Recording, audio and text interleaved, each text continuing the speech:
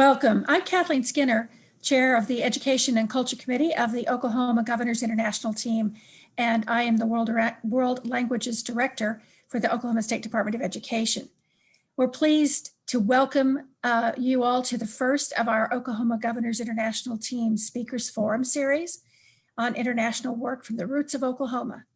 This series gives you the opportunity to learn about Oklahomans' connections around the world, the impact of these connections within our state, as well as abroad, and make resources available to you. The Oklahoma Governors International Team's mission is to support the globalization of Oklahoma.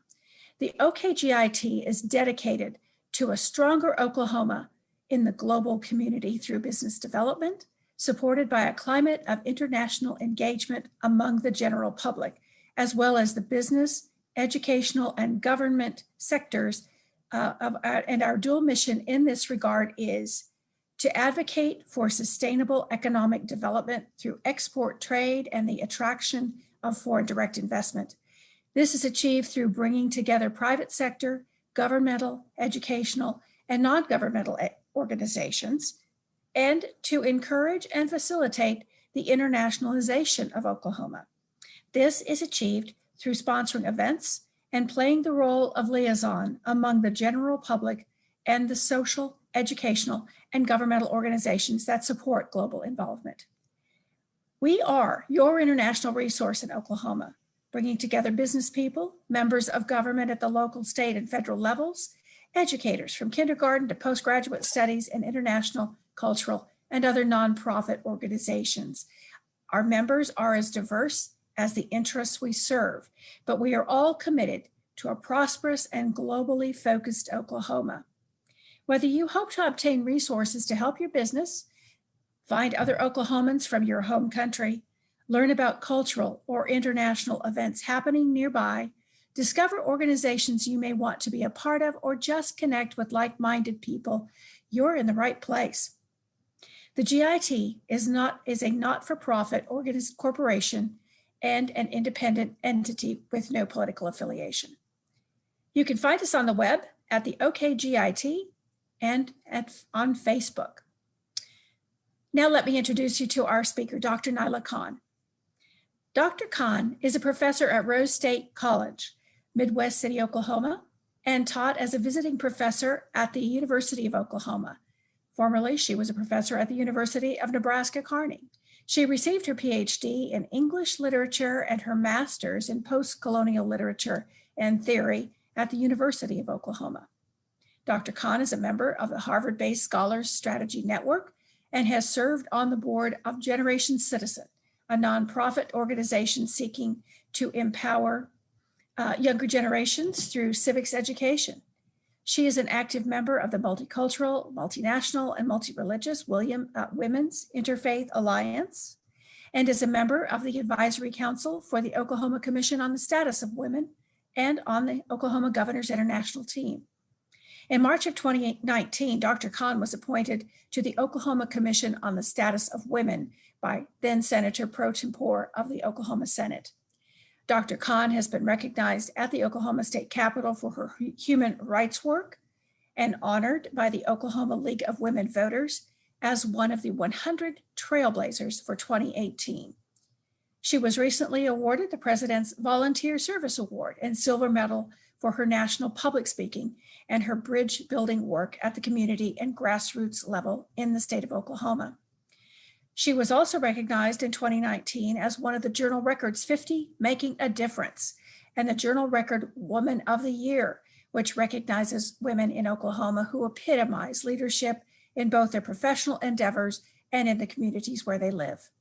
She is the author of several published articles, book reviews, editorials, and books, including the recently published book, Educational Strategies for Youth Empowerment in Conflict Zones, Transforming, Not Transmitting Trauma.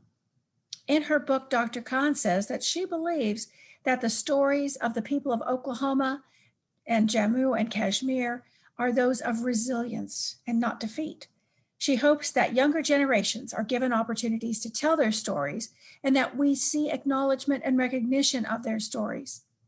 Dr. Khan observes I hope young people are given opportunities to engage with history from a perspective that empowers them, and that the young people of Oklahoma and Kashmir are imbued with self-esteem, because their stories will be those of restoration, not debasement.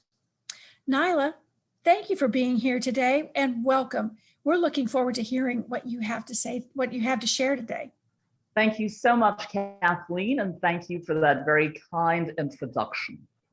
So, I will begin with my presentation. How damaging is mental and emotional trauma, particularly when it is intergenerational? Can education be deployed as an effective tool in intergenerational family communication regarding trauma? I've thought about how I, as an educator, could encourage students to engage with writings on the traumas that young people experience in the highly charged atmosphere of conflict zones. Every time I broach the topic of trauma in the classes I teach at institutions of higher education in the United States, I see how well some students connect with the discussions because of their own agonizing encounters with human-created or natural disasters. Shannon E. Cusack and her co-researchers collected data from a sample group of 2,310 students who completed a survey assessing for relevant variables at the beginning of fall semester 2014 and during the spring semester 2015. 70% of the students reported having suffered at least one potentially traumatic event. The stress criteria for post-traumatic stress disorder was met by 34.4% of the individuals in the sample group. Melancholia and uneasiness in girls and women was associated with PTSD. This was a university-wide study. In a more recent 2018 survey conducted by the American College Health Association, students reported that their academic performance was negatively impacted by anxiety and depression. 42% of participants in that survey admitted that they had felt so depressed in the past year that it was difficult for them to function. Psychologist Susan McCammon looked into the benefits of students revealing their traumatic experiences of their own volition. She highlights the therapeutic value to trauma survivors of giving them the space to provide their testimonies. Young people can be encouraged to reframe their traumas in order to place them within a political and social context. Their traumatic experiences then become stories of strength through enabling them to change their languages, understanding their geographical and spatial spaces, and committing themselves to building a new society based on transformative justice. Subsequently, a trauma survivor transitions from being the wounded and mutilated person to the impactful and constructive storyteller in control of her or his narrative. In verbalizing the pain that the survivor has borne, she or he breaks through the walls of self-imposed isolation, and shame and guilt can be expressed and reframed. In all my years of teaching in the North American Academy, I have realized that students relate best to the materials they study if these materials are corroborated with testimonial evidence and discussed as stories of human interest. stories about the tumult of war, stories about the distress that soldiers who are deployed in hostile territories encounter, stories about the strain of adjusting to family and a regular job that returning soldiers face become relatable when they are told by those students of mine who are war veterans. Stories about the objectification of women in domestic and public realms, stories about misogynistic control, stories about the raw wounds that women who have been physically and emotionally abused by their intimate partners, the dreadfulness and mutilating effects of child sexual abuse are best understood when related by those students of mine who have either witnessed or borne such traumas. Stories about the harassment and discrimination encountered by the LGBTQ community, denial of the right to a dignified existence faced by members of that community, the damage caused to a person's sense of self-worth by the denigration of her or his race or ethnicity become more palpable when told by those of my students who have been impacted by these realities. However, not every difficult disclosure receives the validation it deserves. Someone's story of trauma and victimization might push the listener's buttons and trigger discomfiture and anxiety. Listeners might feel personally assaulted by stories that threaten their worldviews. They might also feel offended by narratives that challenge them to reflect on their loyalties to nation, race, or ethnic group. While survivors of trauma transform their vulnerabilities into strength and make a giant leap toward healing when they disclose secrets that have been gnawing at them, not everyone responds with an open mind to such revelations.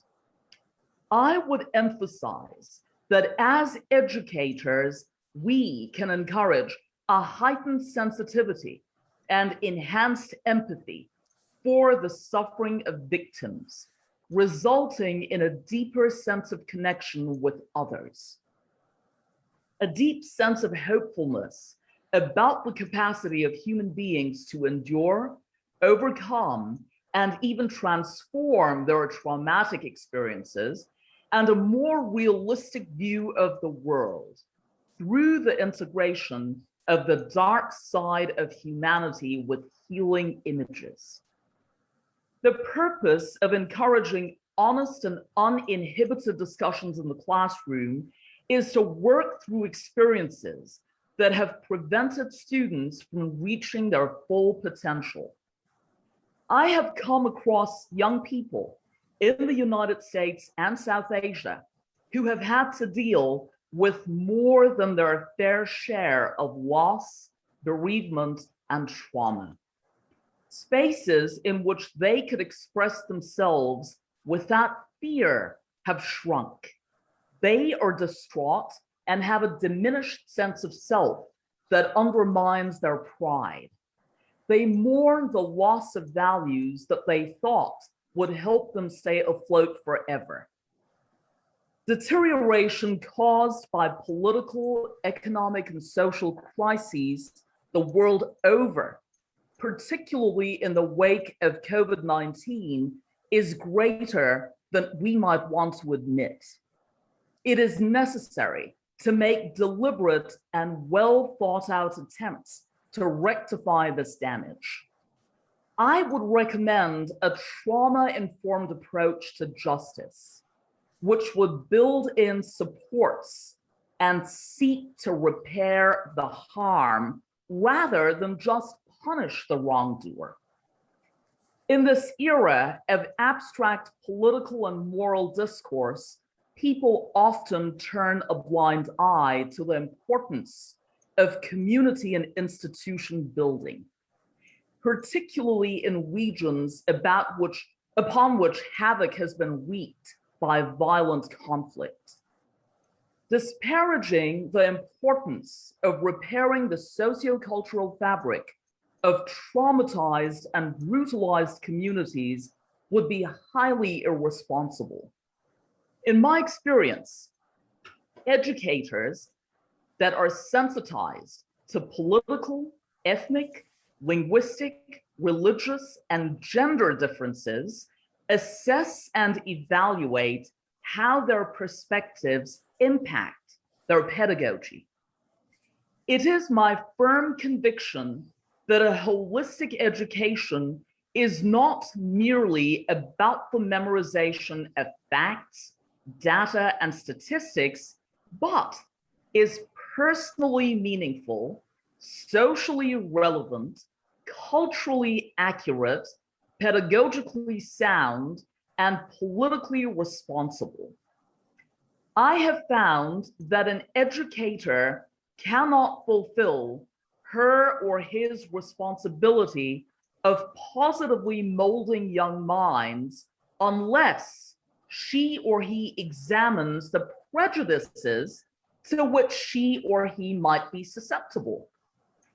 Educators who have not worked with diverse cultural and social groups might lack the self-reflexivity to evaluate their sentiments about the other and how to avoid transmitting those unexamined and prejudicial notions to the generations after theirs. Many of us engaged in higher education have witnessed remarkable transformation among students in multicultural educational settings. In the best of circumstances, students experience empathy, build bridges across differences, and forge a genuine culture of peace. The import of skills necessary for graduating from simply highlighting problems to solving those problems, for which flexibility and accommodating multiple points of view is necessary, was brought home to me while teaching students at Oklahoma City Community College and Rose State College. As an educator, an Oklahoma humanities scholar, and a member of the Oklahoma Governors International Team, I was keen on exploring methodologies that would increase the exposure of students in Oklahoma to global issues.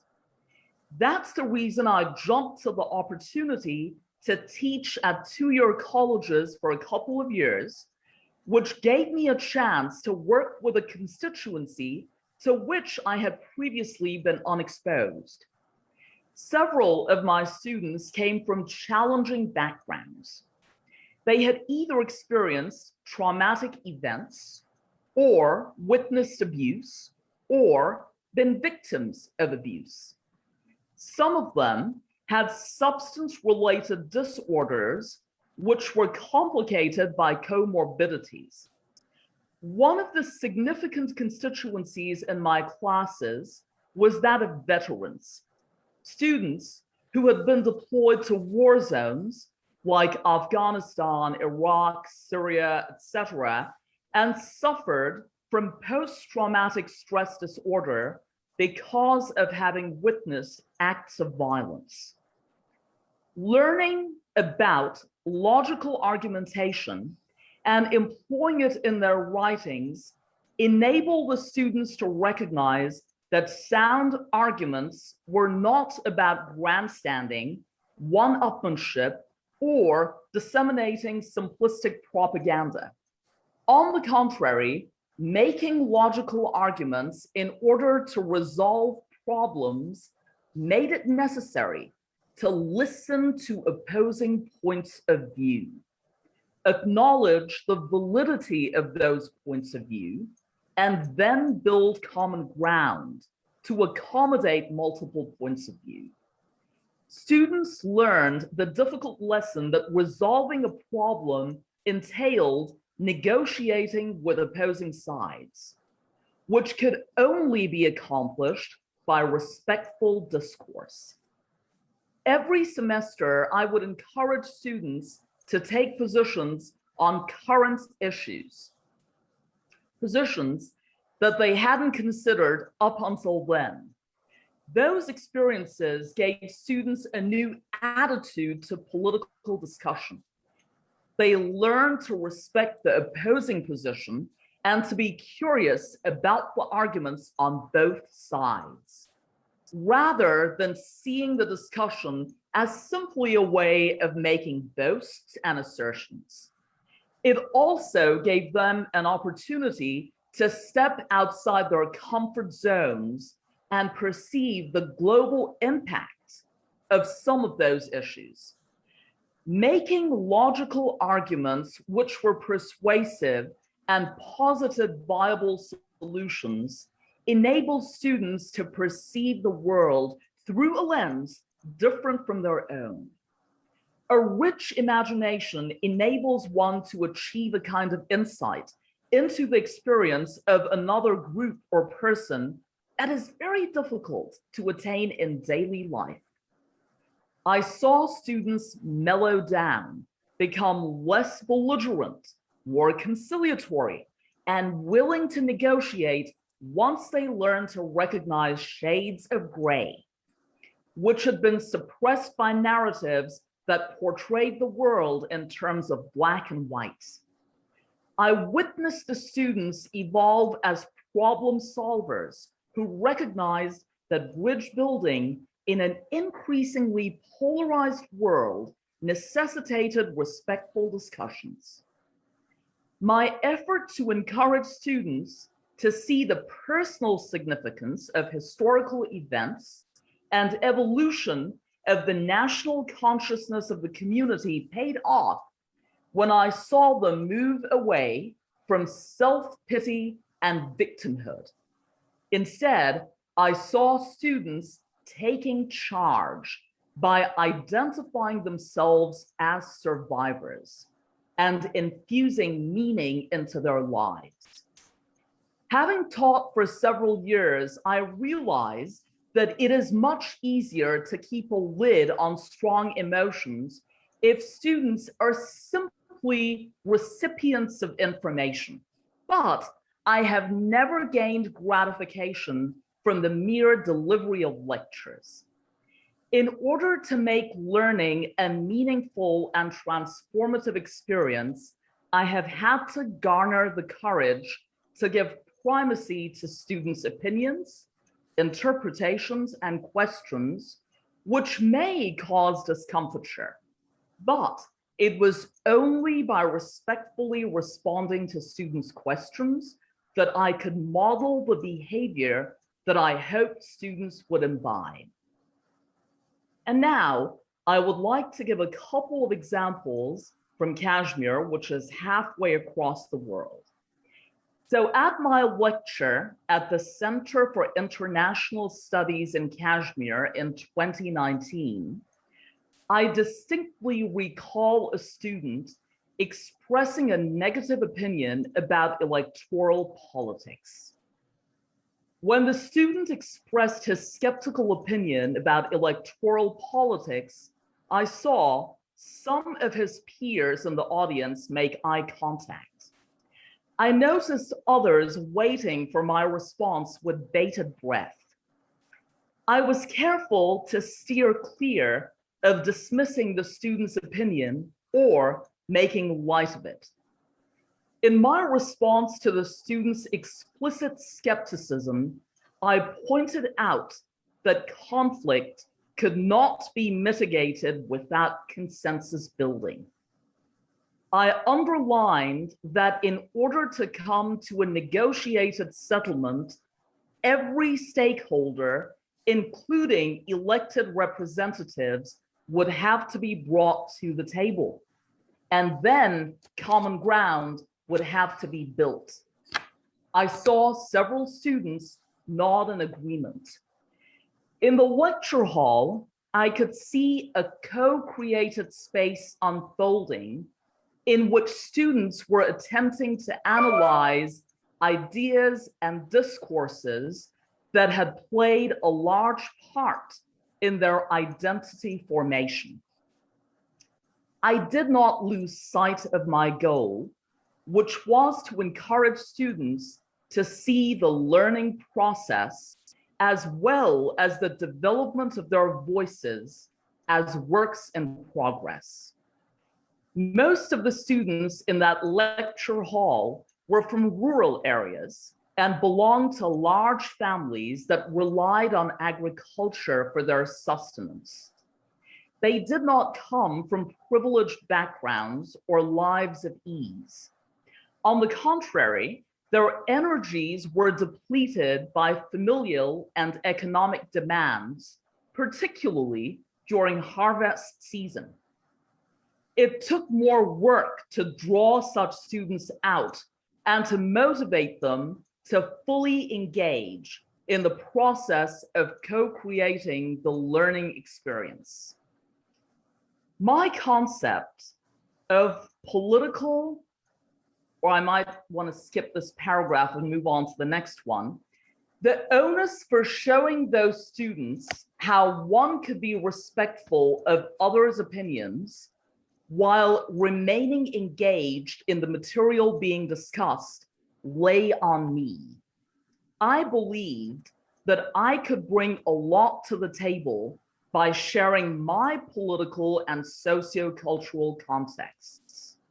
In a similar vein, giving students the space to incorporate their personal histories and contexts into the framework within which the material was being discussed empowered them. I believe very strongly that education which encourages responsibility has impact outside the classroom in the larger community. For instance, I was invited to the satellite campus of the University of Kashmir in a rural area of Kashmir in 2017.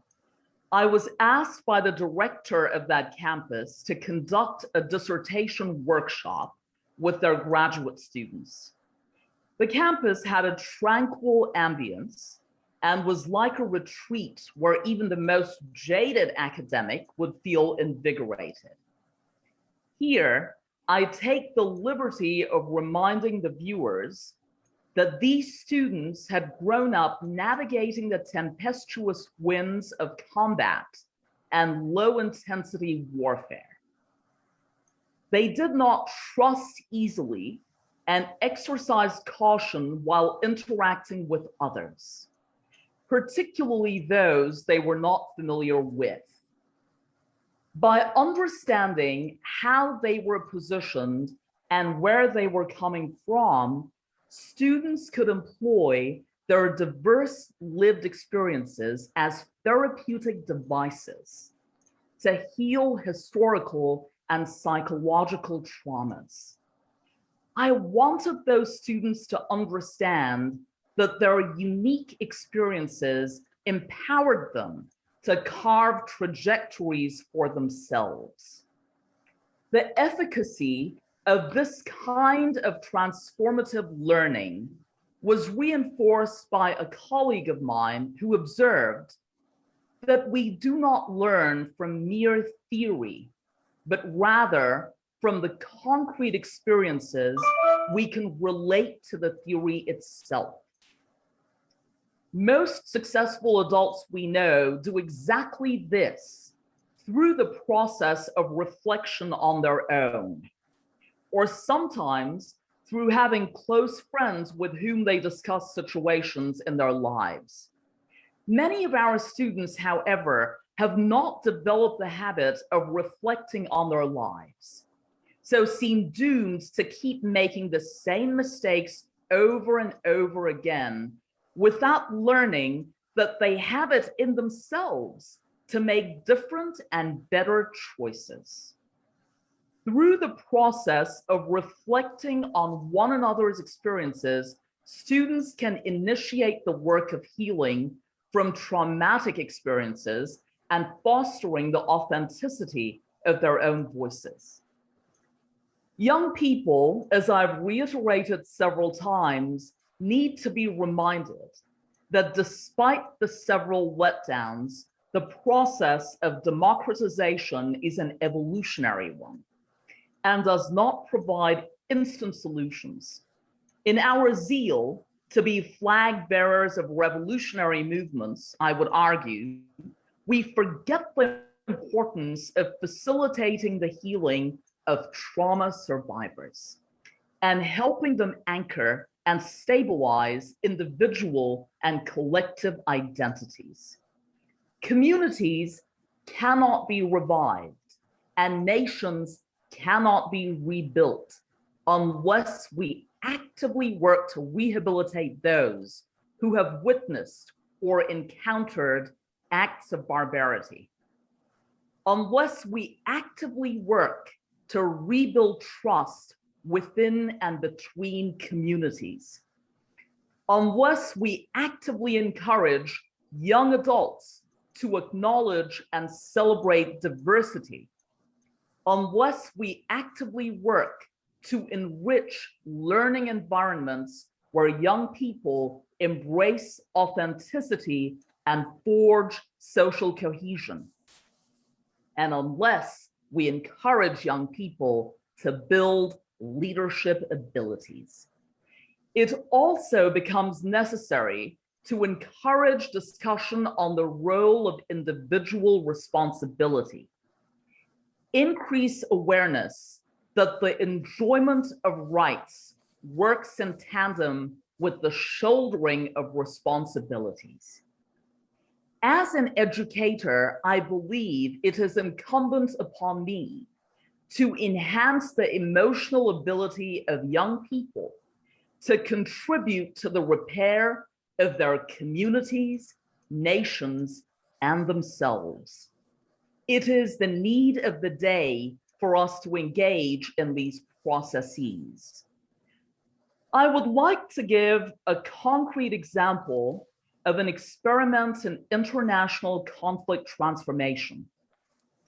In 1997, Dr. Paula Green founded a program for graduate students and others from zones of conflict around the world. In an interview, she told me that conflict transformation across cultures, known by its acronym CONTACT, provides an intensive residential educational experience for approximately 60 participants each summer for 3 weeks at the School for International Training in Vermont, where Green is currently Professor Emerita. Professor Green conducted a similar 2-week program in Kathmandu, Nepal, specifically for South Asian participants who often cannot obtain visas for the US. In these programs, the learning is 24/7, as participants not only engage in class activities all day, but also build relationships that would otherwise never exist. Many participants meet the identified other of their nation's conflict at contact, which allows traditional enemies like Indians and Pakistanis, Israelis and Palestinians, Muslims and Hindus, urban dwellers and villagers, and others divided by history and geography to humanize those they have been taught to hate and fear. The transformation that arises from this carefully designed laboratory creates a kind of freedom where the silence of their suffering is broken. Their empathy increases by leaps and bounds, and palpable expressions of love pervade this newly built global community. Participants share heart-rending memories of war and demonstrate to each other by their very presence the capacity for resilience, caring, and compassion. They explore the demands for justice, the need for truth and reconciliation, and the centrality of social inclusion, which they are practicing as they speak.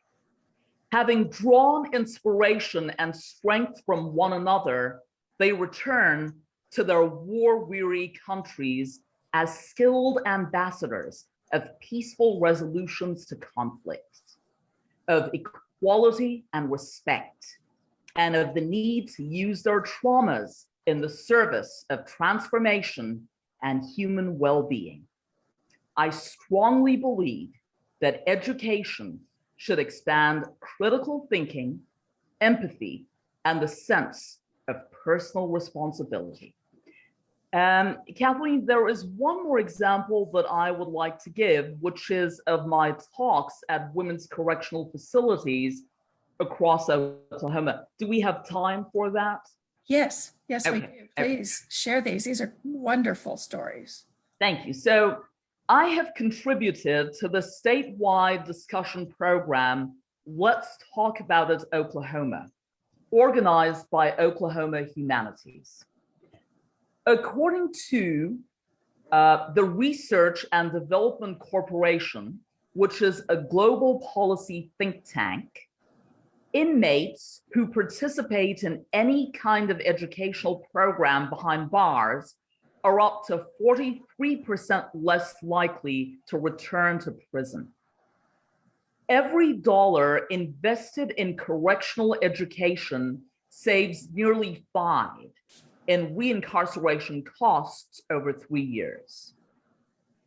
So the Let's Talk About It Oklahoma program by Oklahoma Humanities opens minds to new perspectives, engages critical thinking, encourages self-reflection and empathy, and provides a model for civic discourse. As an Oklahoma Humanities scholar, I have given lectures at Oklahoma Department of Corrections Prisons for Women. My emphasis in those lectures has been that faith is the courage to build bridges and to pave the way for education, which focuses on transformative experience. Through evaluation forms, participants at those correctional facilities revealed that they felt empowered by my talks and that they learned how to recognize their value as women. They also observed that I, quote, genuinely listened to them and cared about what they had to say, end quote. Comments indicated that my sessions made them feel that although they came from different backgrounds, they had a lot to learn about and from one another, that they didn't have to bear their struggles alone, and that people who were different can still come together as a family. I was gratified that, as they revealed in the evaluation forms, they felt I gave them a safe environment for self-expression, which is my goal inside as well as outside the classroom. In conclusion, there is great strength in recognizing that life is never free of pain, and it is empowering to embrace that pain. There is great strength in recognizing that we held up with dignity and resilience when adversity knocked on our doors. There is great strength in finding meaning and purpose in adversity. I continue to reinforce my faith as an educator in the openness of diverse opinions, which is true courage. While working on my book, Educational Strategies for Youth Empowerment in Conflict Zones, I interviewed several activists, scholars, and clinicians, and I saw shared consent between all of them on the fundamental principles of humanity, compassion, empathy, and open-mindedness, all of which blur the divide between us and them and enable us to create a global community. Thank you very much. Thank you so much. There is so much that you've shared, so empowering and so deep.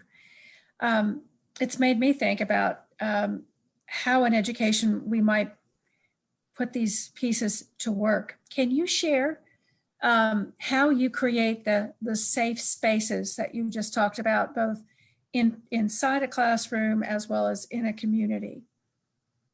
Yeah, that's a very good question. So, Kathleen, over the years, I have learned to cultivate open-mindedness. I have also learned to leave my politics and my ideology outside the classroom or outside the lecture hall where I address members of the community. And when I talk with them, I try not to bring my ideological position or my political position into the discussion. I try and create a Socratic method inside as well as outside the classroom. So asking questions, encouraging students and members of the community to respond, to express their political, ideological positions, to talk about their religious leanings or ideological leanings. And I have learned to I have learned to recognize that my goal inside as well as outside the classroom is to build common ground.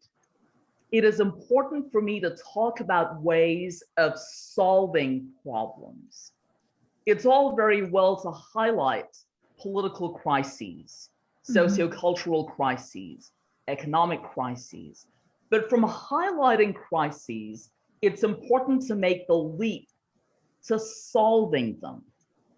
And the only way problems or crises can be solved is by bringing every stakeholder to the table, is by building consensus. Without consensus, there is no solution. And building consensus requires listening to everyone with an open mind. And it requires being flexible as well, accommodating as well. So I'm still a work in progress, and I'm still learning to not be rigid, to not be a stick in the mud, because my goal is to create a constructive environment for my students, members of the community, members of any organization that I'm affiliated with. So, how would you recommend that, or in education, in a classroom or in broader sense of the community, that they identify who their stakeholders are so that they can incorporate each voice? Okay, again, that's a very good question. I would like to begin by telling you about one of the strategies that I find very effective in the classroom. So I encourage my students to place themselves in the shoes of the other while making an argument. So for instance, I give my students a current issue to debate about, and I encourage them to argue from a position that they were completely opposed to or were completely opposed to up until then. So they place themselves in the shoes of the other, in the shoes of those they had seen as enemies, traditional enemies. And that teaches them to recognize issues or problems that the other side has to deal with, that encourages them to cultivate compassion, encourages them to cultivate empathy, which is necessary, and encourages them to see the common bond of humanity, which ties us all together, regardless of political and ideological affiliations. Kathleen, I just lost my train of thought. Could you repeat that question? I was asking you, I have to think for just a moment, because I was so enthralled by what you had to say. It's just, it really is transformative. Thinking about how educators and the community can identify who the stakeholders are so that they can incorporate them into these discussions and begin to negotiate, to begin to examine and reflect on what needs, how to move forward. Okay. So in the classroom, I encourage my students to make a list of stakeholders by looking at the power interest grid. I create a power interest grid for my students. For instance, identify high power, high interest stakeholders in the issue of global warming or climate change. Identify high interest, low power stakeholders. Identify low power, low interest stakeholders. Most students learn to see themselves as high interest but low power stakeholders in a lot of the issues that they write about. So for instance, climate change or global warming. A hot topic in Oklahoma is gun control. Another hot topic here is abortion. So students have opinions on all those issues, but they recognize that they don't have high power to bring about change, legislative reform, but they do have high interest as young people whose future is impacted by legislative decisions on those issues. And then they learn to recognize, you see, I come across students who are skeptical all the time. I gave you the example of a skeptical student in Kashmir who believes that electoral politics will not help anything. But it is important for me to enable students to recognize that while they might not like a politician, while they might not agree with the ideological position of a particular politician, that politician in all likelihood is a high power stakeholder. He or she might not be a high interest stakeholder in every issue. So he or she might not care about climate change or gun control, but he or she would have high power regardless to bring about legislative reform. And it's important for them to recognize that. So I create that grid, and then I introduce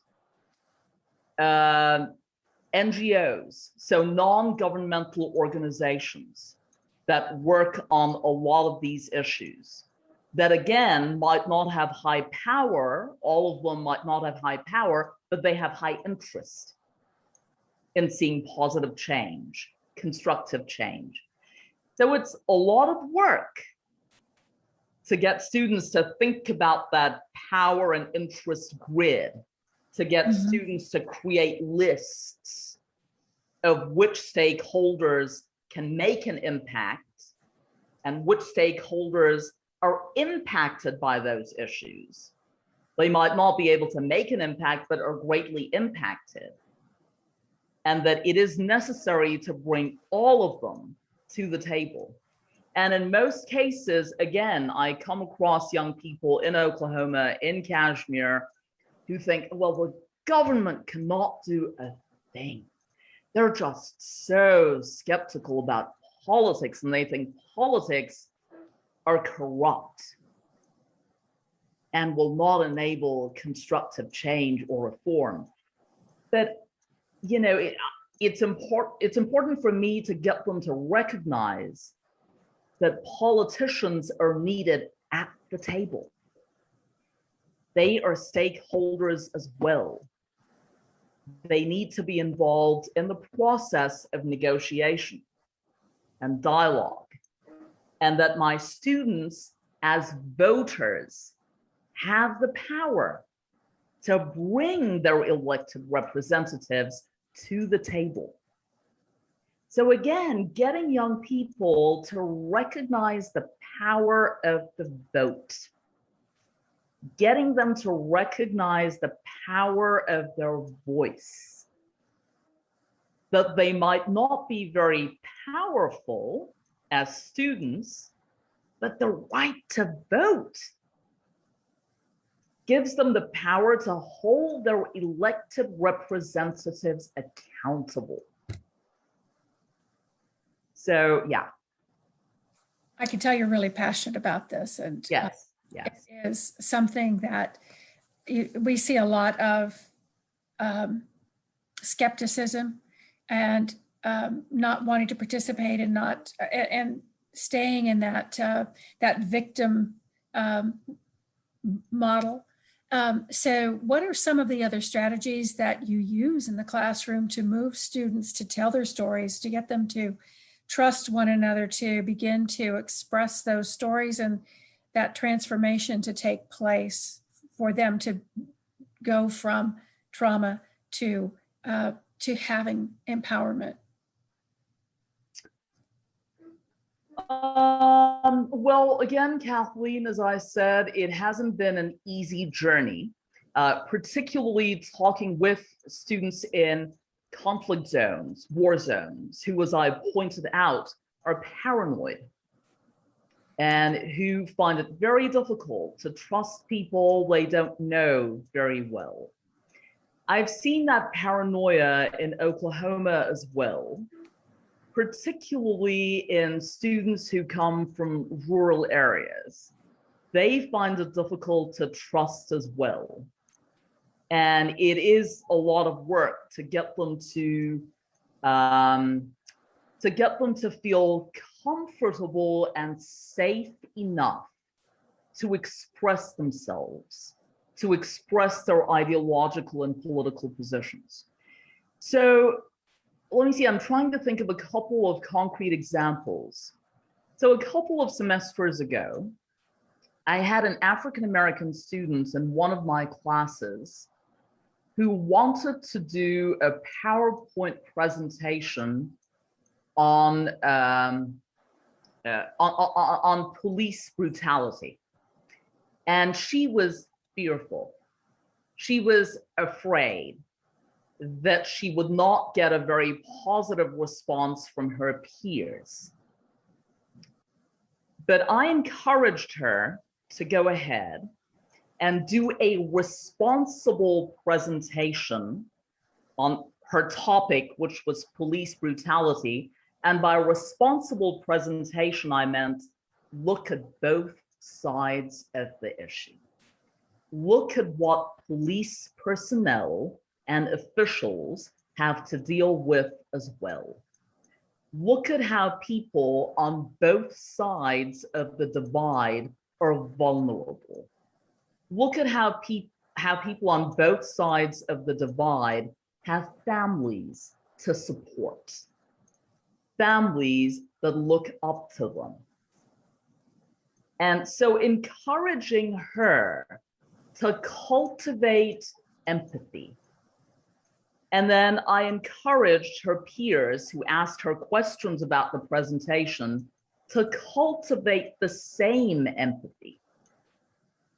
So when they asked questions, they were not on extreme opposites of the spectrum, but all of them We're seeking to create middle ground that would enable them to come together as problem solvers. You see, when they look into issues, look at both sides, look at who all is a stakeholder, and that in order to solve problems, these young students have the right to vote. They might not be very powerful at the age of 18 or 19, but we live in a democracy. Our Constitution has enfranchised them across the board, and they can express themselves at the ballot. That's where they can make their voices heard. So, yeah. It's just remarkable. I can see so many applications to this work, and that it could begin in with very young children. And also, Kathleen, before I forget, another strategy that I emphasize in the classroom is encouraging students to substantiate every claim they make.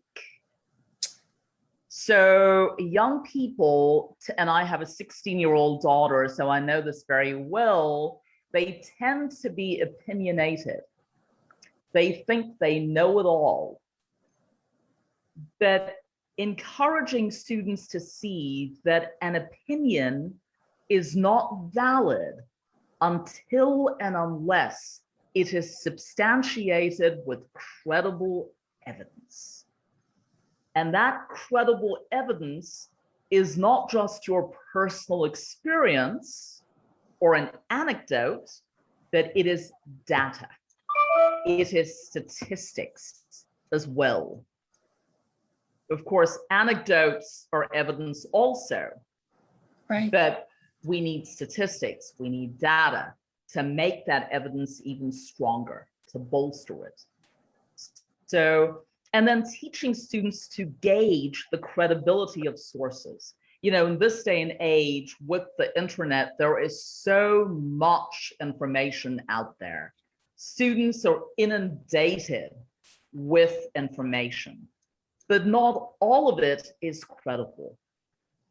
So encouraging students or teaching them strategies to gauge which sources are credible and which are not also needs to be emphasized in the classroom. And you know, I mentioned in my presentation, Kathleen, that I am very open about my political and sociocultural context in the classroom. Mm-hmm. Because I feel like when I discuss an issue, my context gives me greater credibility. When I tell students about my experiences, where I come from, the research that I have done, personal anecdotes, when I share my testimonies with them or give them testimonial evidence, I feel like that gives me greater credibility.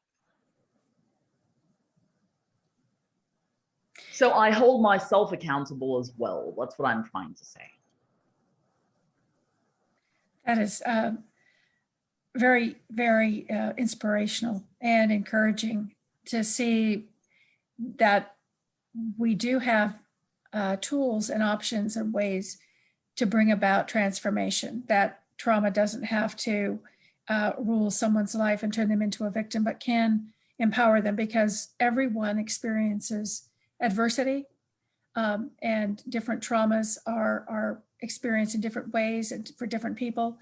But we do have students I know coming into Oklahoma at all ages, whether it be at the postgraduate or in bachelor's degrees, in community colleges, and in our common education experiences, who have come from conflict zones, We know that Oklahoma has a lot more students who experience trauma than in other states. Mm-hmm. So offering these ideas and strategies and looking into turning that around is so meaningful for Oklahoma. And I really want to thank you for sharing your research and experiences and these strategies with us today. Thank you so much, Kathleen. It's been an honor and a pleasure.